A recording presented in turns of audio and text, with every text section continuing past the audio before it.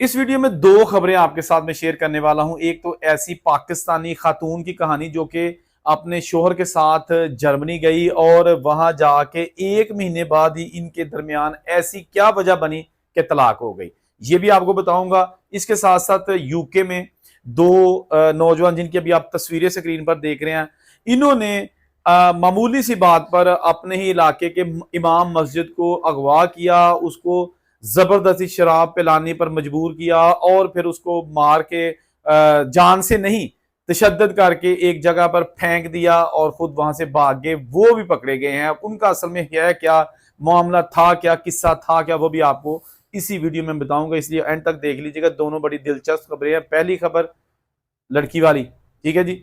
अच्छा, पाकिस्तानी आदमी जर्मनी में रहता था पिछले 15 साल से और उसने वहां पर शादी करके पेपर ले रखे थे। उसकी जो है ना वो बेगम जो गोरी थी, उससे उसने उसको तलाक दे दी थी जब उसके पेपर्स बन गए थे। और अब उसको तलाश थी, यानी कि ये नहीं कि फौरी तौर पर पेपर बने और फौरी तौर पर तलाक दी और फौरी तौर पर उसके नई शादी का सोचा, ऐसा नहीं है।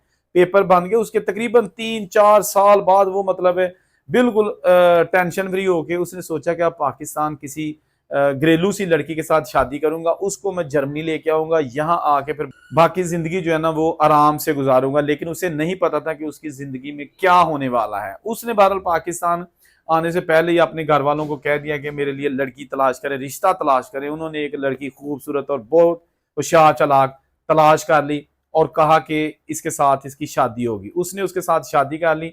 लेकिन आपको पता है कि शादी जब बंदा करता है बाहर वाला कोई बंदा, तो फौरी तौर पर बीवी साथ नहीं जा सकती, उसका वीजा अप्लाई करना पड़ता है। तो इसने जाके वीजे का प्रोसेस शुरू कर दिया और फिर जब कुछ अरसा गुजर गया, वीजा लगने में फौरी तौर पर नहीं लगता, तो वीजा लग गया। लेकिन वीजा अभी पक्का नहीं था, स्पाउस वीजा जो परमानेंट रेजिडेंसी है वो नहीं थी, कच्चा वीजा लगा। ये अपनी खातून बेगम को लेके वहां चला गया। वहां जाके क्योंकि इनकी कौन सी लव मैरिज थी, एक दूसरे को ऑलरेडी जानते नहीं थे, टोटल अरेंज मैरिज थी।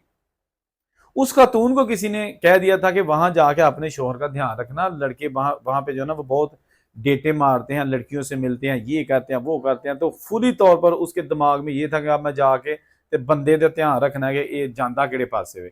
अच्छा, वो जनाब जर्मनी में उसके 15-16 साल गुजरे थे और गोरों में भी रहता था, शादी उसकी गोरों में हुई थी। तो ये जनाब हर बात पे शक करना शुरू हो गई।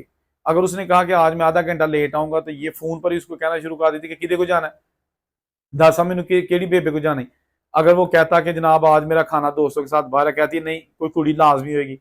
कभी कहती कि जो लड़की जिसने शादी करके आपको पेपर लेके दिए थे, वो लड़की आज भी लगता है आपसे मिलती होगी, आपने उसको छोड़ा नहीं है। इस तरह की सिचुएशन क्रिएट हो गई कि वो बंदा पागल हो गया और उसने सोचा कि यार ये तो मैं सारी जिंदगी तो इसके साथ नहीं गुजार सकता।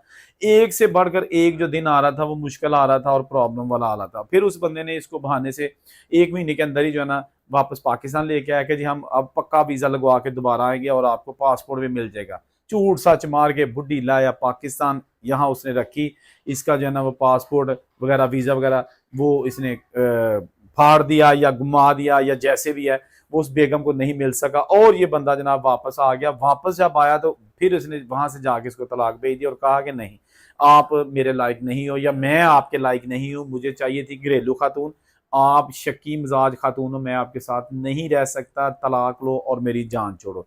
उसके बाद फिर खातून ने और इसकी जो फैमिली मेंबर्स है उन्होंने इनके घर वालों से बहुत राब्ता किया, मिन्नतें की, लेकिन वो लड़का कह रहा था कि किसी सूरत में मैं इसके साथ नहीं रह सकता, कुछ भी हो जाए मैं नहीं रहूंगा। और बिल आखिर उनकी तलाक हो गई।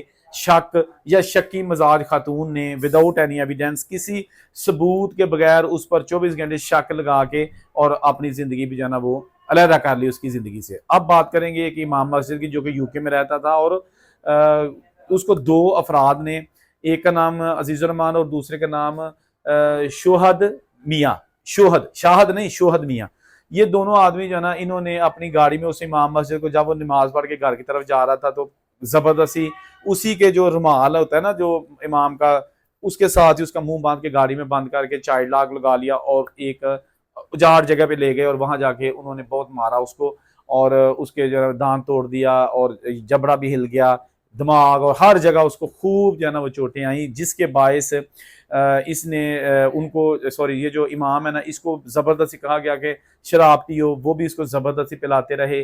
ये इनकार करते रहे इमाम मस्जिद जो है, लेकिन उसके बाद फिर उन्होंने इसको नंगा भी कर दिया, फिर बहुत ज्यादा इनको जो है ना वो जलील ख्वार किया बेचारे इमाम मस्जिद को, और इनको वो फेंक कर किसी जाड़ जगह पे चले गए। और उसके बाद इन्होंने चले क्या गए, गाड़ी को भी जला दिया वहां पे कि सबूत ही खत्म हो जाए, गाड़ी जल जाएगी, ना अंदर कोई इसका जो खून लगा हुआ है या कोई डीएनए के लिए चीजें मवाद मिल सकते हैं, हर चीज खत्म हो जाए।